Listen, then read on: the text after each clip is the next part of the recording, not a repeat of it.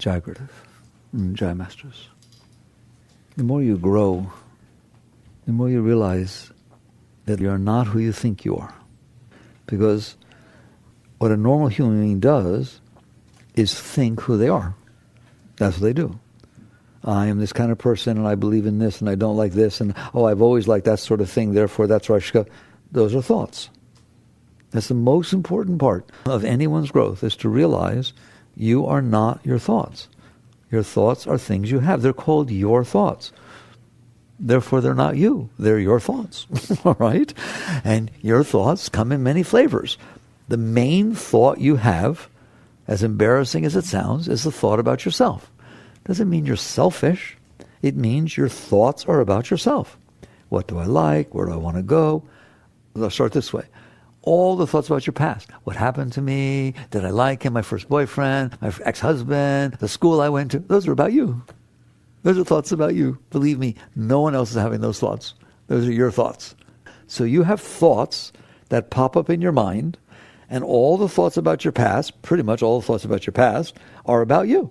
What happened to you, what didn't happen to you, what you like, what you didn't like, what you wish had happened that didn't happen. That's just me. There's a planet out there called Mars. Those thoughts have nothing to do with that. There's another one called Jupiter. There are places all over this globe that have nothing to do with those thoughts. Like 99.9999999% of all the universe has nothing to do with those thoughts. They only have to do with you. Those are the thoughts you had about yourself. Your future, there is no future yet. If you are creating thoughts about the future, I guarantee you what they're about. What will happen to me? Will I meet the person I love? Should I get married when I'm 23 or 32? How many kids should I have? When should I have them? What job do I want to do? What will it be like? Will there be a glass ceiling? I don't want to go to one with a glass ceiling. Blah, blah, blah. You're making up in your mind something that doesn't exist. The future doesn't exist. Therefore, the only place the future exists is in your thoughts. And your thoughts are going to be about you, about the future.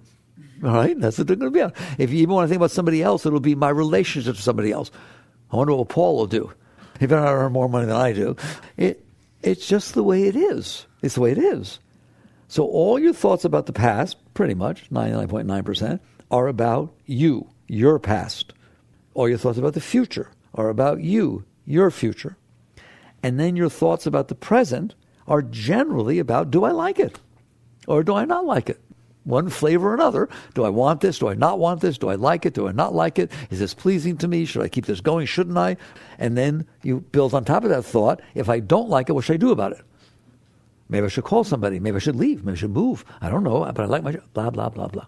Is that just me, or you got this stuff going on in there? So even the thoughts about the present are about me. They're about yourself. So you will realize at some point that the mind is full of thoughts about you. That's what it is doing. Those thoughts are not you. They are thoughts. They are thoughts that you are aware of. If you learn to, you can watch the mind create thoughts. For right now, I want you inside your head, otherwise this talk will mean nothing to you, to make it say, I want you to create a thought inside your head that says hello over and over again, right now. Louder. Louder. Now make it say goodbye. Hello. All right, I just want to know, did it do it? Was hello going on inside your head? Was goodbye going on inside your head? Okay. How do you know? I swear to God, that's the most important question I will ever ask you. How do you know hello was going on inside your head? How would you answer me that? You do know, don't you? You told me it was. How do you know it was? Because you're in there, are you not? You were in there and you heard it saying hello. Did everybody got that? Like you didn't hear it with your ears, but you were aware that hello was going on in there. It was like a voice saying hello, hello, hello, hello, hello. We call that the voice of the mind. It's the fact that the mind has the ability to create thoughts, and believe it or not, they talk to you. You're in there. If you learn to meditate and you spend some time, you will inevitably, at some point, not constantly, don't worry about it, but inevitably enter into a state for at least a short period of time where there are no thoughts. How do you know? Because you're in there. Now, if you're in there thinking, oh, there's no thoughts. Wow, I like this. That's not no thoughts. That's a thought. That's a thought saying, I'm in here and I like it. I'm talking about the fact that the same you who's in there watching us say hello and watching us say goodbye and watching us say whatever it says can be in there and aware that there are no thoughts. And you come back from a deep meditation and inevitably somebody sits there and says, oh my God, I went into this beautiful state. I swear there were no thoughts. There were no thoughts. That's not going to impress me. What impresses me is, how do you know? How do you know there were no thoughts? It wasn't a thought that knew there were no thoughts. It was you who knew there were no thoughts. You are the consciousness, the awareness of being. And one of the things you're aware of is thoughts. Now I'm going to tell you the next step. When you made it say, hello, hello, hello, goodbye, goodbye, goodbye, you were aware that it did that. If I ask you a question, is that what you're always doing, making your mind say what you want it to say? Or does it have a mind of its own?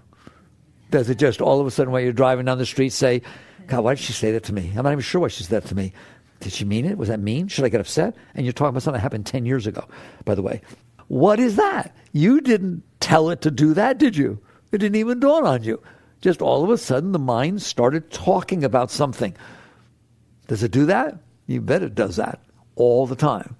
So there's two ways that thoughts can be created, at least two. We'll settle with two right now.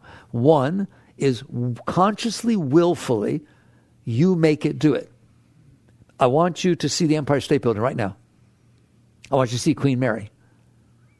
To a greater or lesser degree, you saw those things, didn't you?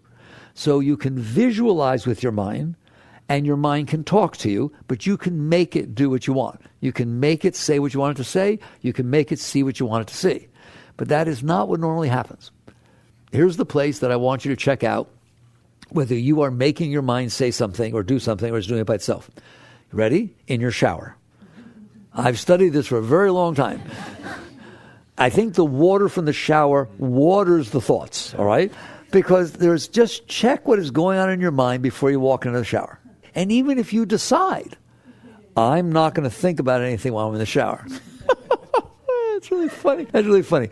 Wait till you see when the shower's over and you get out. Have a little note there to remind yourself that you were supposed to remember, or I guess you won't otherwise. You'll be thinking about the day and what happened and what so-and-so did 5 years ago or what you're going to do 3 years from now. Instead, get out, and the note says, check out your thoughts. And they are not going to be anything like they were when you walked in the shower, and you did not decide what you can think about in the shower. All right? So there are two ways your thoughts happen. One is through conscious will, volition. You have the ability to make it do what you want. And the second is it just does it on its own. It's on autopilot. And that is the most fascinating. In terms of the thoughts that you create, that's your business. I'm not going to touch those. It's your business. Create the thoughts you want to create. Have fun. You want to do math? Do math. Einstein created thoughts. Any of you ever studied the life of Einstein? The majority, practically all, of Einstein's great theories and great discoveries did not come from reading books, did not come from the math board. They came from sitting in his easy chair and having what he called thought experiments. That's what he called them, thought experiments.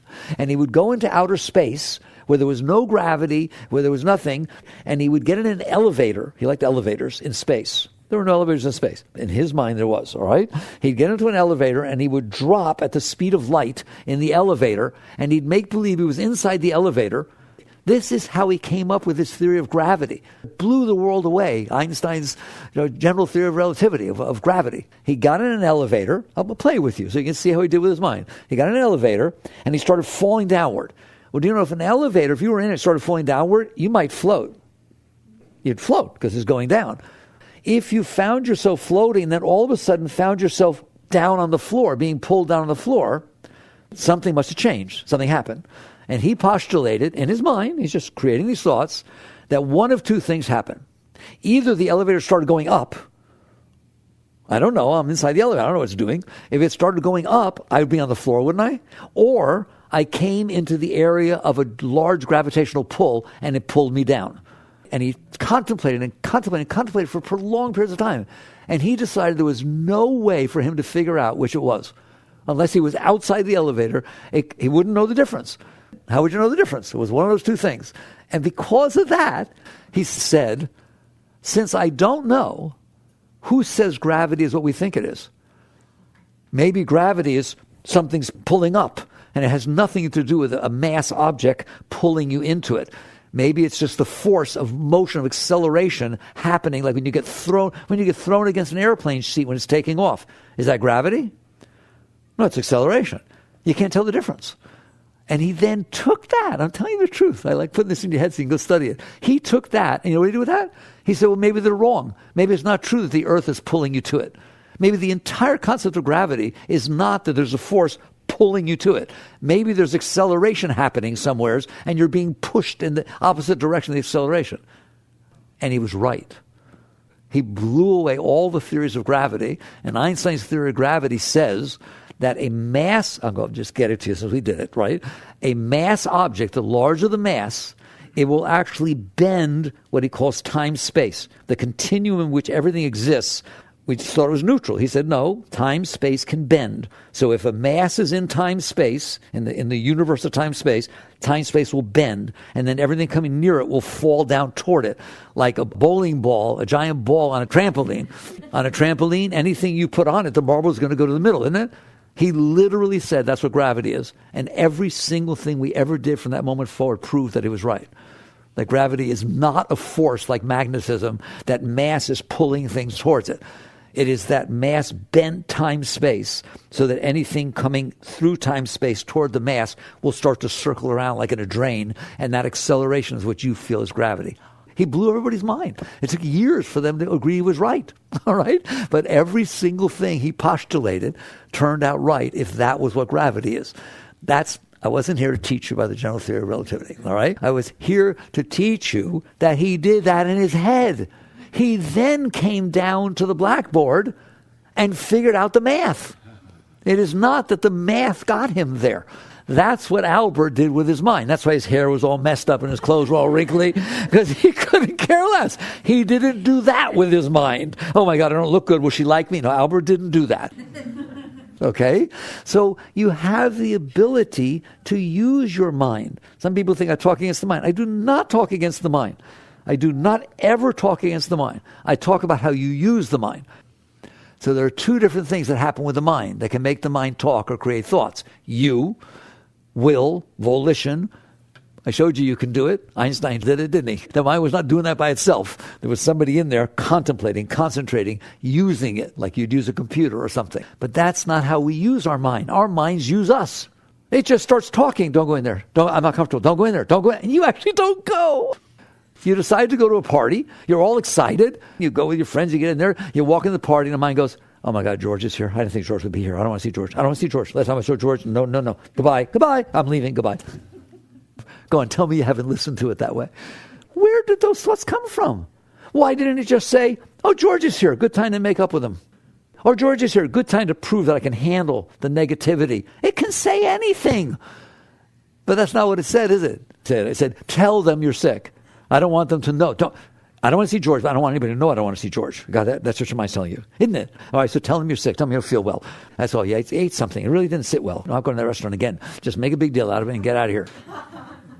Yes or no? Where did that come from? Where did those thoughts come from? What kind of thing is that? So you realize your mind is a thought-creating machine. That's what your mind is. Your arm has qualities. Your mind has qualities. It has the ability to create thoughts. Can your hand create thoughts? Can your nose create thoughts? No, your mind creates thoughts. Guess what? Your heart can't create thoughts. Try it. Ask your heart what 4 times 2 is. But don't use your mind. Your heart cannot create thoughts. Your heart creates emotions, doesn't it? It creates feelings. That's what an emotion is, a feeling. It's a vibration that you feel. Joy, sorrow, guilt, insecurity, self-consciousness, embarrassment. Now your mind can think about those things. It can create thoughts about those things, but your heart cannot create thoughts, and your mind cannot create emotions. Your mind can make your heart create emotions. You shouldn't have done that. You know you shouldn't have done that. Oh my God, you're going to get such a...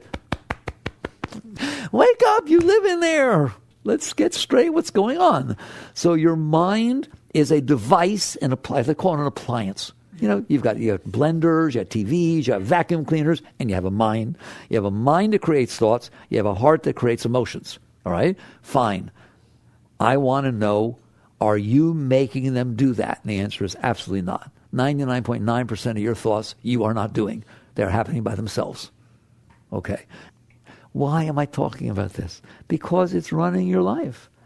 Your mind is creating the thoughts that it decides to create, and you're in there listening to them. Just like you listen to hello. You are not your thoughts. There's not a single thought, not one single thought that your mind can create that is more you than any other thought. If your mind says, I don't know if I like him anymore, what should I do? Or your mind goes, blah, blah, blah, blah, blah, blah, blah. Same.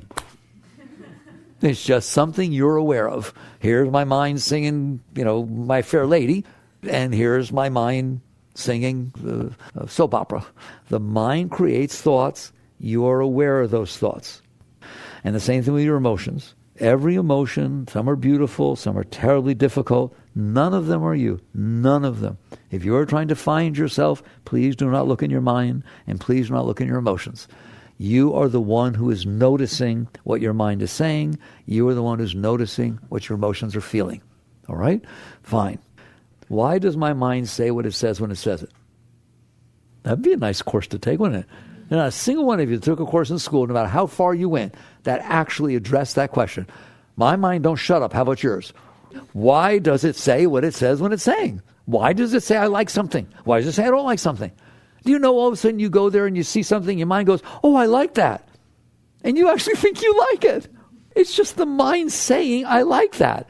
Do you understand that your mind will say, I like that? Then somebody says, oh, Jack the Ripper used to own that. I don't like it so much. Well, like one more thought get inside your head, it changes its mind, doesn't it? It's completely meaningless. That's the purpose of this discussion. What that mind says when it's making up its own stuff is meaningless. It'll change in a billionth of a second. Okay, so you sit there and you ask the question. I'm going to explain it to you really quickly. Can I understand why my mind says I like something? Why it says I don't like something? Why it says I should go here? Why it says I shouldn't go there? Why does it say those things? That's different than you analyzing. Should I move to New York? Well, my income is this, and I could earn more there, but then it's snow, and I don't like that. It's okay to use your mind to do what Einstein did, to analyze, right? But that's not usually what's happening. You don't analyze whether you like something or not. You say, I like it. I don't like it. I want to go. I don't want to be here. Why does it say what it says? Because I guarantee you, everybody else says something different. You could be standing there next to something, your mind say, I really like this person. Next to you say, oh my God, I don't want to have anything to do with that. And 5 minutes later, yours says, I don't want to have anything to do with it, versus now I like it.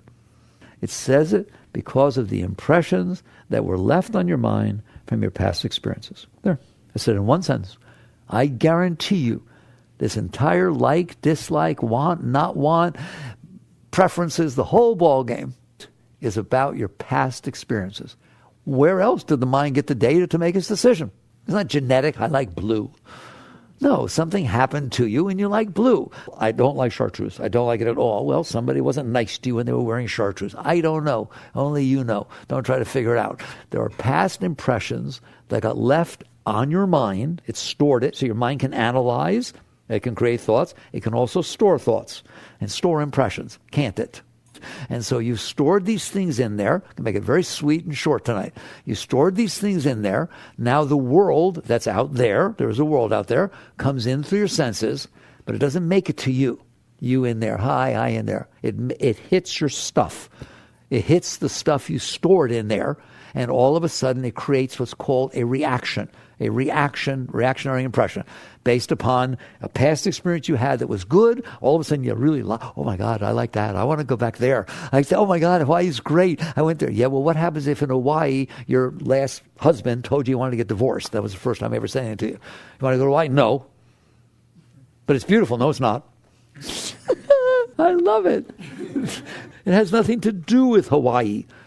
It has to do with the past impressions that you are carrying inside yourself. And so now the event takes place, it comes in, and you've stored these impressions, which in yoga we call samskaras. It means an impression left inside of you because of a past experience. And they used that term thousands of years ago in the Upanishads. Freud wasn't the first one to analyze this stuff, okay? So basically these impressions from the past got stored inside of you. They become dormant. Suppressed, call it what you want. They become dormant, and now when an event happens outside that is any way associated with them, they become activated. And all of a sudden, all the emotions and all the thoughts and even the smells and the sounds from the past come up. Like the most amazing one is you walk into a kitchen and it smells like 20, 30 years ago when your mother was cooking something. And all this emotion comes over you, either good or bad, depending on mommy, all right? But basically it comes up and people say it. So basically, the reason your mind says what it says when it says it is because of the interaction of what is going on in front of you, coming in through your senses, and what it hits from the stored past. Then your mind will say, I don't like it. I don't want to be here. Or, oh, I really like this. I want to go do this. You have a job. You finally got a job. You change jobs every month, right? You finally got one. You say, oh, I really like this, right? And all of a sudden somebody comes up and says, oh, look, my friend became an astronaut. Oh, I always wanted to be an astronaut since I was little. Oh, my God, is that still open? What, are you crazy? What difference does it make what you thought when you were little? It matters to you, doesn't it? It shouldn't. It's meaningless. It's what you thought when you were 6. You didn't know anything at all. You hadn't had any experiences. It has nothing to do with who you are, but it stimulated that excitement that you felt when you were 6 years old. God, I gotta be an astronaut. That'd be so. And you quit your job, This is what people do. Do you understand that? So the mind is going to create thoughts by itself as a reaction to what is going on when it hits what was stored from the past. And all of a sudden, you're going to end up with what I break down, we all break it down, into like and dislike. Does anybody know about like and dislike? You ever find yourself liking things and disliking things? You did not choose to like them or dislike them. The mind just decided to like it. And if the mind really decided to like it, the heart agreed.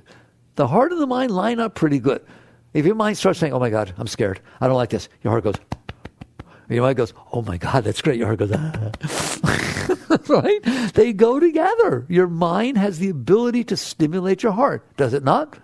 They tend to move together. So all of a sudden, you mind your own business. Something comes in. It stimulates a samskara, this reaction. Your mind starts thinking it, good or bad, like or dislike. Generally, that's what mind does. I like it or I don't like it. I want it or I don't want it. And the emotions start going accordingly, and you're gone. That's the end of you. By the time your mind and your emotions gang up on you, you're just in there and you're overwhelmed by either desire or fear, depending on whether you like it or don't like it, and what the mind is saying about it. And then what will happen, inevitably, a slightly higher mind, not the reactionary mind, will step in and say, what do I do about this? That's like Einstein floating through space to figure out gravity. Except you're not trying to figure out gravity. You're trying to figure out, what do I do about the fact that I'm all screwed up? It starts to run your analytical mind. One was your reactionary mind based upon your stored stuff, your reactionary heart. Now your analytical mind steps in and says, I don't like this. I don't like this. I'm not comfortable. Okay, what do I need to do? What do I need to do? I need to find out who else drove, because I didn't drive myself. Maybe someone wants to go. I can convince them to go. What do I do? And it starts analyzing the situation and coming up with a solution. Does anybody know anything about that? We've now covered your poor mind. That's what it's going to do. And then when it leaves, it'll figure out what to say to people tomorrow to make up a lie as to why you left, like I told you, and just figure it all out. That's what it's going to do. Just sit in there and try to use your thoughts to figure this out. But what about you? What about you in there? What happened to you? You're lost. That's where most people are. They are 100% lost in what I just painted in 5 minutes, in the garbage that's going on inside that is just a reaction, and you're just lost your whole life. You're just trying to figure out how to get what you want and avoid what you don't want, and how to make it look okay, and then decide who you are. I'm the person who likes this, and the person who doesn't like this. I'm the person who got divorced from so-and-so. No, you're not. You were in there before you married so-and-so, weren't you? Then you can't be the person who got divorced from so-and-so. You're defining yourself as what happened to you, instead of defining yourself as the person who it happened to. That's very important. I'll repeat that. You're defining yourself in your mind as the experiences you had, instead of defining yourself as the person who had the experiences. That's the difference. And if you define yourself as the experiences you had, you will end up with this thing that psychologists call a self-concept. What's your self-concept? My mental thought about myself. And you get in big trouble with that. Why? I'm a 23-year-old woman who is free, and I'm this and I'm that, and I got plans, and I'm not going to get married till I'm 32. OMG. The more you're defining that stuff, you're like a sitting target for getting in big trouble. Now what happens when you fall in love with somebody? God forbid. It doesn't fit your self-concept. So all of a sudden you're bifurcated. Well, I do feel love, but it doesn't fit. I'm only 23. I didn't want to get married until I was 32 because then my kids, one time I'll be 42. If there's 8 and 10, that's about the right age. But, well, people actually do that. Wow, it's adorable. So now you're struggling inside yourself because it doesn't fit your self-concept. Not to mention that you're not going to stay 23. You forgot about that, didn't you? So if you build this self-concept, what's going to go on, and the next thing you turn around, you're 55, and there's little lines showing up in your face, and they'll call varicose veins. How's that doing? No time for body surgery, makeover things, because this is not who I am. And that's why people have trouble with old age. That's why people are getting sick. So people have trouble with every single thing they do, because it doesn't fit what they made up when they were 22 years old. I think it's very funny. So this thing that is happening with the mind is what I talk against. I don't talk against the mind. The mind is brilliant. The mind is great. What are you doing with your mind? You're leaving it on autopilot, and it's just going to react to all these past experiences you had, and then you're going to formulate this whole concept. You don't just formulate a concept about yourself. You formulate a concept about everything and everybody, how they're supposed to be, don't you? What's the weather supposed to be like tomorrow? Well, let's see. I'm going camping. It's not supposed to rain. What about you? I'm planting some seeds of corn. It's supposed to rain tomorrow. You're literally defining the world. What's your wife or girlfriend's going to be like when she comes home now that you decided to do a surprise and go to the movie tonight? She's going to be in a good mood. I can't wait to... She had a terrible day. Oh boy, that's the start of a major problem, isn't it? You made up somebody that's not there. You do it all the time. You make up a you, and then you make up a world that matches you, and you get really upset when it's not that way. And if it's really not that way, sort of like I'm so-and-so married to so-and-so, and then all of a sudden there's this note when you come home, I'm not here anymore, right? Now you're in big trouble, aren't you? Just nod gently. Some of you are pretty young, but I'm asking, has it ever fallen apart on you? Has it ever literally, not, oh, this isn't what I want, but literally it collapsed, that whole thing I'm talking about, and you got very confused, and you couldn't relate to anything, and you panicked, yes or no? Just be aware that it can. I like you very much, but I'm literally going to say to you, I hope you've seen that. Even though I love you and I don't want you to have to go through that, I hope you've seen that this thing you built in there is nothing real about that thing. And the moment something goes bad enough wrong outside that doesn't match, that thing falls apart, doesn't it? You can't breathe. You can't go out of the house. You can't see anybody. You don't know how to relate to anything ever again. Why? The world's exactly the same. The sun comes up, the moon does its quarter. It's like 99.9999% of every single thing in the outside world stayed exactly the same. The trouble is you had made something up inside of yourself. You had projected it out onto the world and said, this is who I am and that's who everybody else is. And all of a sudden somebody says, surprise! Happens to people all the time. And the net result is this whole thing is balderdash. That's the mind I want to talk against. That is a misuse of your mind. To say, I'm going to use my mind to make up a me. And then make up everybody else. And then kill myself trying to make it be that way. That's why there's stress. That's why there's anxiety. It's ridiculous. And what they teach you is, oh, you just made up a bad one. Make up a better one. Make up one that's easier to live with. You made up that you want to be an astronaut. Well, that's a really hard thing to be. I want to be an astronaut. I want to be an astronaut. Well, let's not get OCD about the astronaut thing. You know, it's kind of fun to want to be an astronaut, but not like you're going to kill yourself if you can't be an astronaut. Like, come on down. You could be a businessman, or you could get married, or you could be a sailor. Or, like, there's lots of things you could be. No. They're just trying to have you define and build a self-concept that's a little easier to live with.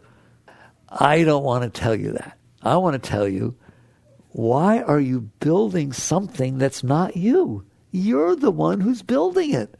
You're the consciousness inside that is aware that you're driving yourself crazy. You are, aren't you? You know, you fell in love with somebody and they don't love you. What do I do? Oh my God, my heart's killing me. Oh my God, I don't know what to do. Should I move?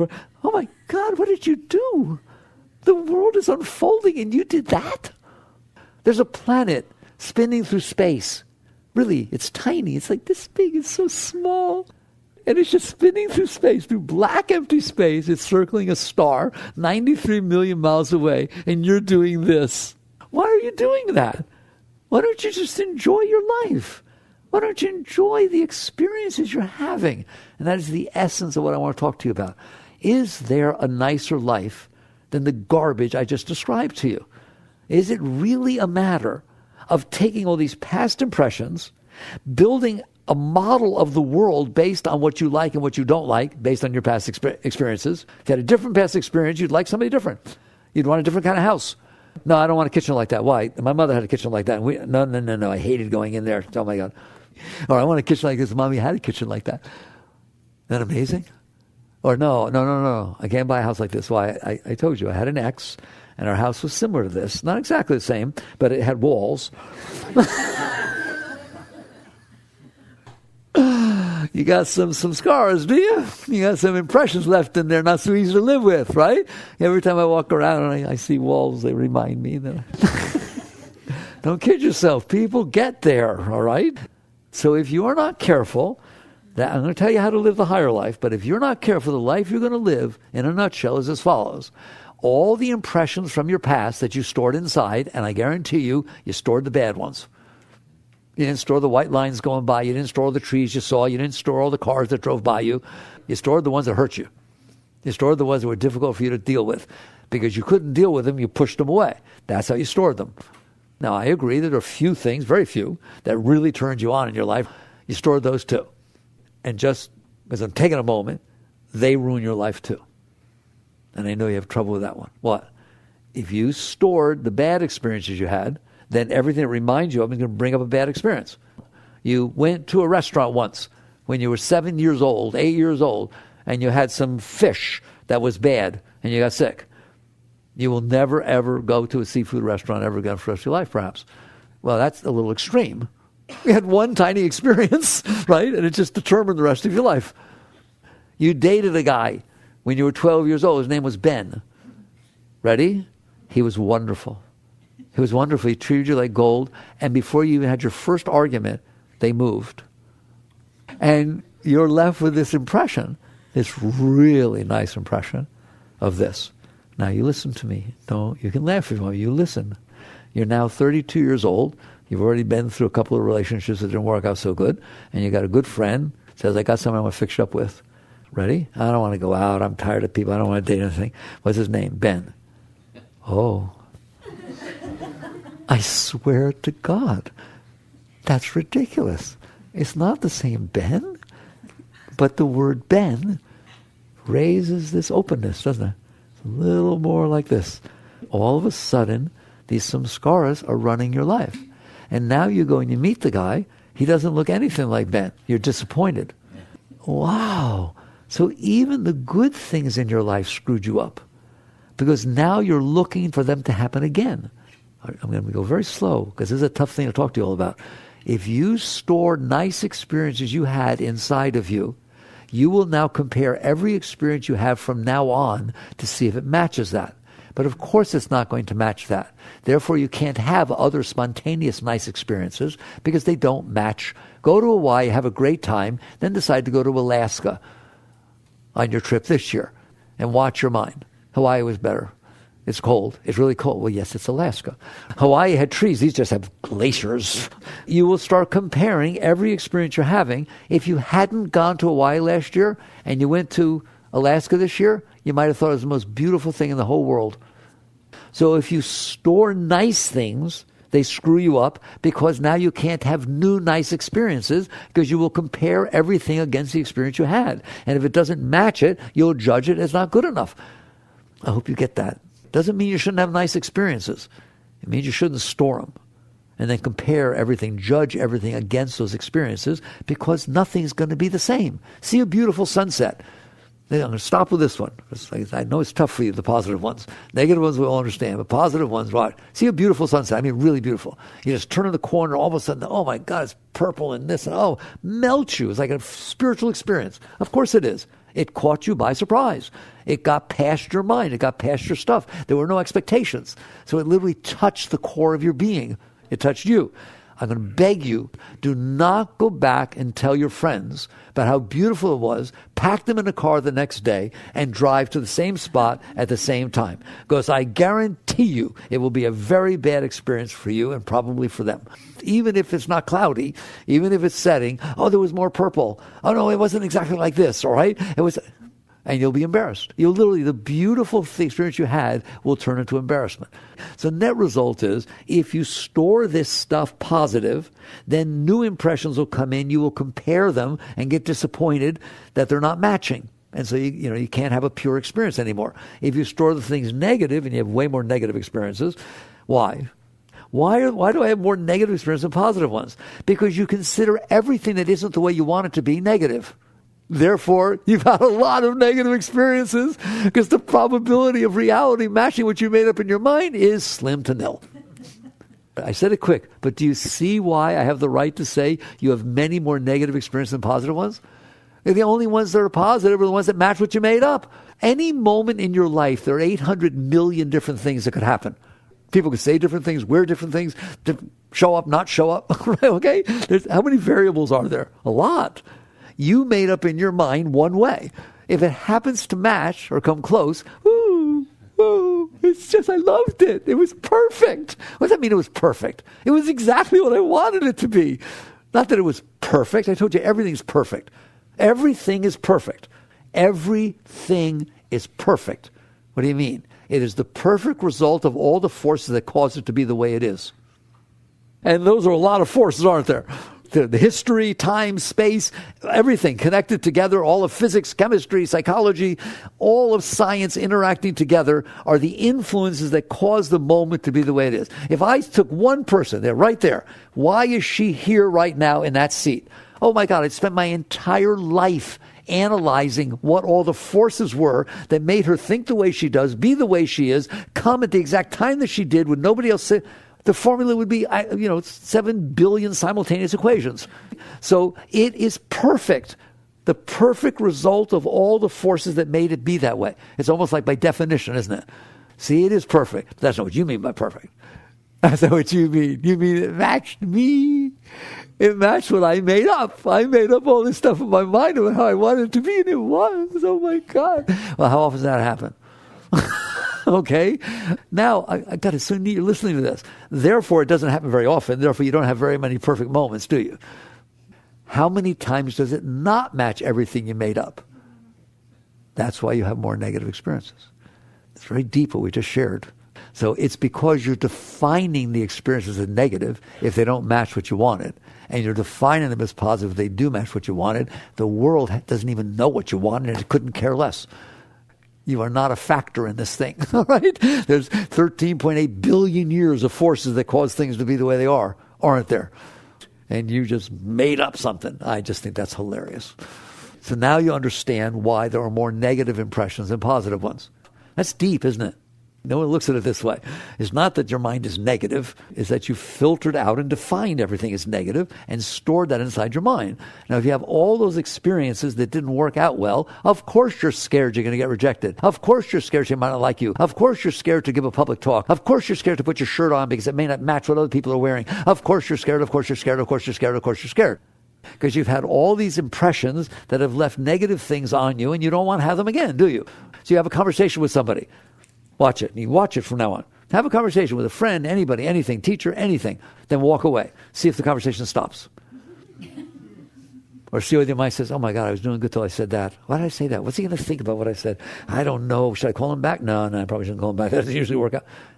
That's why. Remember, I was answering the question, why does the mind on autopilot create a mess inside my head? That's why. Now, you have a choice. Whew, I do? Yeah, that doesn't sound like much fun to live like that. It's not. But if I work hard, no. What you mean if I work hard is I got this mess inside my mind, then I use my analytical mind, my Einstein mind, to figure out how everybody and everything needs to be so it matches my mess. That's what you're doing in your analytical mind, right? What do I need to do? How much money do I need to make? Who do I need to marry? When? What? You build all that. Now I need to go out and make it happen. Well, I hope you're having fun. Because you're not God. And I don't know who told you were, But the universe is the result of 13.8 billion years of forces interacting together to create the moment that's in front of you, isn't it? How exactly are you going to make it be what you made up? Well, I'm going to clue you in. You're not. Right? And that's where stress and anxiety and midlife crises and all the psychological garbage, which everybody is overwhelmed with, goes on. So if you want to, you can live like that. I don't think you want to. There is another way to live, a whole other way to live. Complete paradigm shift. What is that? Ready? It's really very simple. It took me a long time to talk about it. That's garbage. Here it is to talk about it the other way. You in there? Hi. You in there? You in there? Hello? Okay. You're in there? Be you. Be you. How do I be me? You be the consciousness that is aware that your mind is about as sick as they come. All right? And you are fully aware that it does exactly what Mickey said it did, ad nauseum, right? Because it doesn't ever stop doing it. It just does it. When you can't fall asleep at night, check out why. Because it's still doing it. So your net result, you be you, and you notice that your mind is broken. Of course it's broken. Look what you did. You stored all that garbage, and then you developed a concept of the world that matches your garbage, and I don't do it again. Stop it. That's the way out. What do you mean? Be you, notice the mind doing this, and realize I am not my mind. This is something my mind is doing. It is a broken appliance. It is doing this. All right? I'm going to do it very deep. Can you get out? Yes. Repeat that question. Can you get out? Yes. What is out like? Can we talk about that for a moment? How would you like to wake up in the morning and giggle? No, literally, you wake up in the morning, wow, I wonder what will happen today. I'm sitting on a planet, spinning in the middle of nowhere. Things are going to happen in front of me. It's a happening place. They've happened every moment. There's things in front of me. I can't wait to see what it's going to be. This is so exciting. This is just, oh my God, I get to go to work. I get to brush my teeth. I get a breakfast. Oh boy, breakfast. It doesn't matter what it is. I just get a breakfast. All right? And you just have a good, the Bible says, lest ye be as little children. That's what it's talking about. Why are you not having fun? A kid can have fun with a rock and a stick and can sit up there for hours, play with the rock and the stick and giggle and laugh and play. You can't play with going to work and having a computer or doing a thing or being a nurse or whatever that's going on, right? And then drive your car. You get to drive a car. Kids don't even get to drive a car. I told you, this is how negative. You don't realize why you can't enjoy your life. Have you ever gotten into your car, put your key in, turned it, and had it go, and not start? All right? Is that a positive or negative experience? That's a negative experience. Not only do you not enjoy it, you worry about it, and you remember it. Next time you get in your car, I hope it starts. It's just a negative thing. Fair enough? All right. Now, let me ask you this question.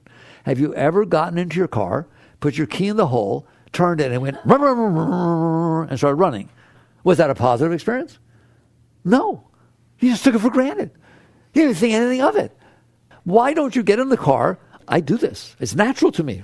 I literally find him taking his key, and it's dark, it's night, taking his key, and it actually goes. Do you ever see how easy it is to get into that hole? That hole is exactly right. It fits only, there's no play at all. He goes, boom, and it goes in. I get all excited. I said, well, he got in the hole. Wow. He gets an award. He gets an award. He got it in there. All right. If you couldn't get it in there, you wouldn't feel so good. Oh my God, what's wrong with me? I'm getting old. I'm losing my coordination. I better call the doctor. We make a big deal of the fact you can't get it in. You don't do a single thing to congratulate yourself when you get it in. I think you need to change your attitude. I think you need to put it in the hole. Boy, was it neat. And then you turn it. Hey, it started. Wow. I mean, my car, I like my car so much. I used to get a car every few years. I've had this car 12 years. Got 150,000 miles on it. And it still starts perfectly and just like the day it was new. Of course, I get excited about that. I thank it. I said, what a wonderful car. What a nice thing to do, to be able to drive so well and do that, right? Do you do that? Start doing it. Use your mind consciously and say, oh, mind. Just sit down. Oh, mind. Oh, mind. We're going to have a sit down. From now on, we're going to enjoy the things that happen to us. But now, shut up. It's your mind. So why not realize that you are in charge of your mind?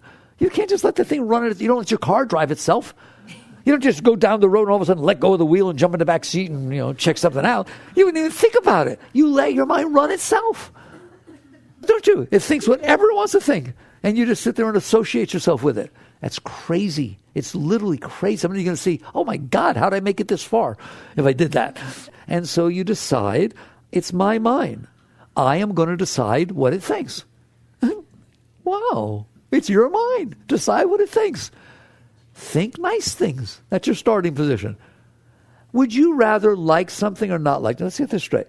Let's say you have something, food gets put in front of you, a person gets put in front of you, a car gets put in front of you, and let's say your mind says, oh, I like this. I like this. This is exactly what I like. How you doing? Feeling good or bad? Let's say it says, I don't like this. I don't like this. I'm not even comfortable with it. I don't want to see it. I don't want to be near it anymore. How you feeling? So if you like something, it's a much nicer experience, isn't it? If you don't like something, it's a yicky experience. Like it. Oh, I get to choose? Of course you get to choose. It's your mind. It's your heart. You're the one who lives in there. You just ceded the control to your past experiences, making the garbage I talked to you about. Do you understand that you can work with yourself to like something?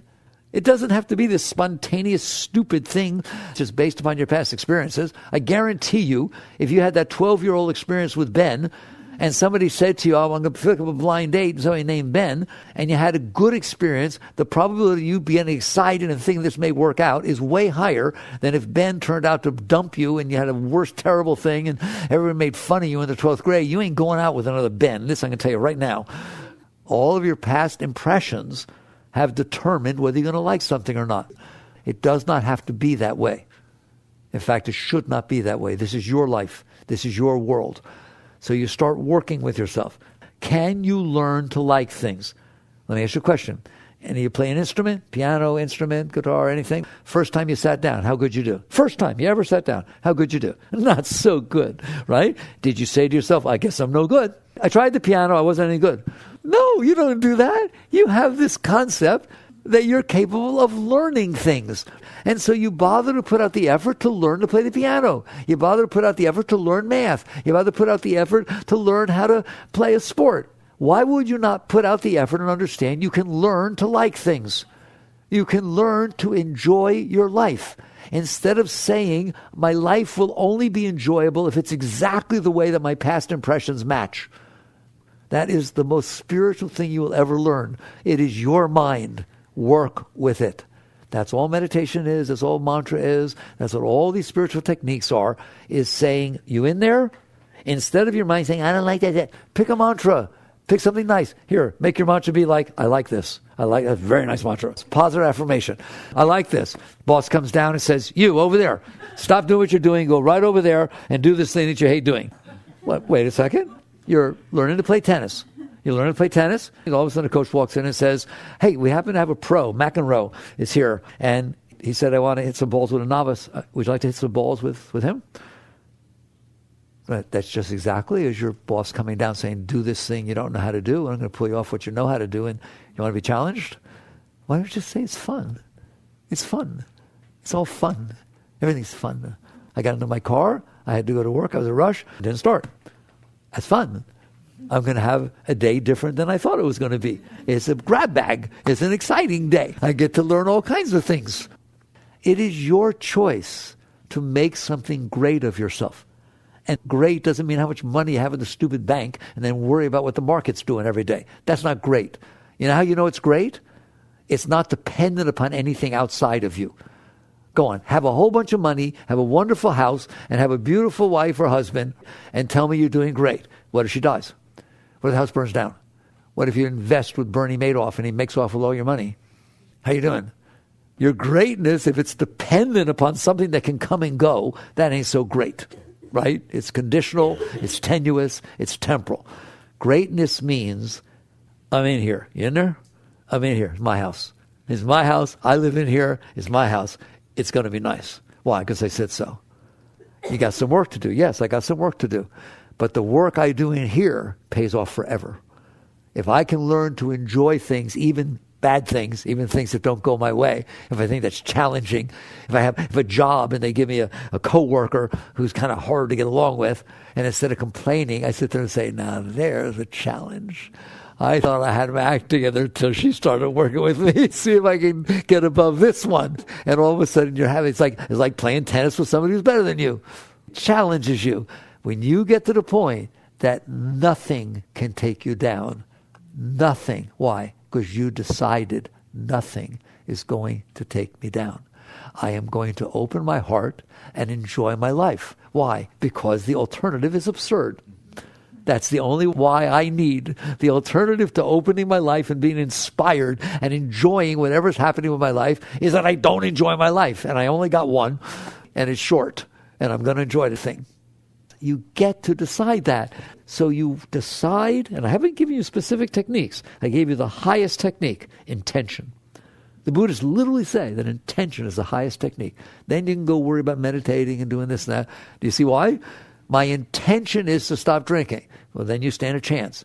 I don't have an intention to stop drinking. Would you give me some techniques? You don't stand a chance, do you? So if your intention is, I want to learn to be beautiful. I want to learn to look at everything as exciting. It's all happening on a little planet spin in the middle of nowhere. Would you rather be on Mars? That's what you need to say every single time something happens. Would you rather be on Mars? Nothing happening on Mars. It's just a bunch of dirt. The answer is no. I'd rather be here going through a divorce. Let's see if I can have fun with it. That's when you're challenged. Then you make something great of yourself. That's spirituality. And I'm telling you, if you will work with your mind, your heart will follow. Just like your heart follows the mind now. So all of a sudden, oh, the car started. Your heart will go, woo. Oh, wow, she said hello to me. It doesn't have to be this one person. The 7 billion people on the planet Earth. If any of them notice me, that's exciting, right? I want you to set up a win-win. I really care about you. I want you to set up a win-win situation that no matter what happens to you, it turns you on. Wouldn't that be fun? I told you, you wake up in the morning, I'm back! And then you just go about your business, making it exciting, enthused, and so on. And if it challenges you, I love to be challenged. And if it goes your way, wow, it's a blessing, it's wonderful. And just enjoy every single second of every single moment of every day of your life. Now you're doing well. And notice, it's up to you. Don't ever say, I can't because my car didn't. I can't because I don't have any money. I can't. You're the one who decides the quality of your life, based upon what you're doing with your thoughts and what they're doing to your heart. All right? And then ultimately, I'm telling you, you have no idea how high you can get. Because that's a high when the mind's not negative. That's kind of nice. It's kind of rare. That's a high when the heart's open. That's kind of nice. When your mind stops giving you a hard time, which will take a while, okay, but you do it a little at a time. When your mind starts giving you a hard time, and when your heart stops giving you a hard time and is always open and feeding you, all of a sudden you'll realize, I'm in here, and I'm actually in here, and I'm not being drawn into my mind because it's not giving me a hard time. I'm not being drawn into all the problems of my heart because there aren't any. So now you're not being distracted from what we call the seat of self. Now I'm going to get spiritual on you. You in there are very high.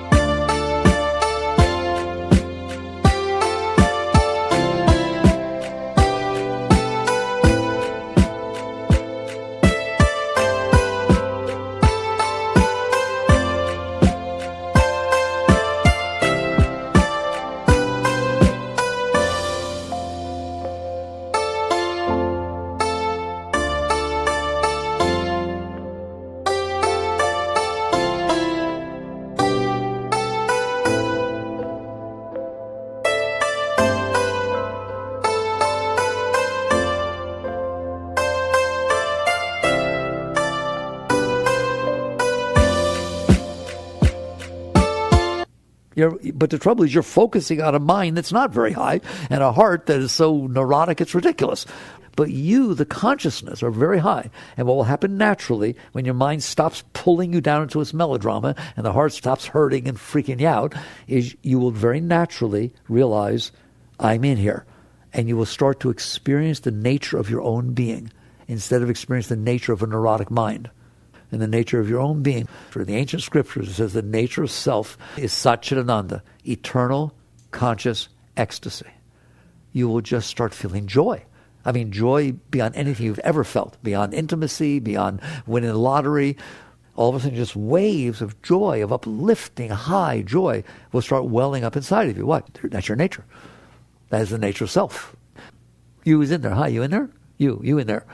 You go back to that state and you will understand every single thing Buddha talked about, Nirvana, everything Christ talked about, my Father and I are one, everything all the great ones talked about. So this ability to transcend the negativity and the pull of the mind and the disturbed heart in order to liberate yourself, untether yourself, then it goes up way higher than anything we talked about. But your work is, are you willing to, instead of work on everybody else, to work on yourself? You see the difference? Right now, for you to be okay, she better be the way you want and everything better be exactly the way you want. Instead, work on yourself. And all of a sudden, everything will fall into place. All right, very good. Jagrata.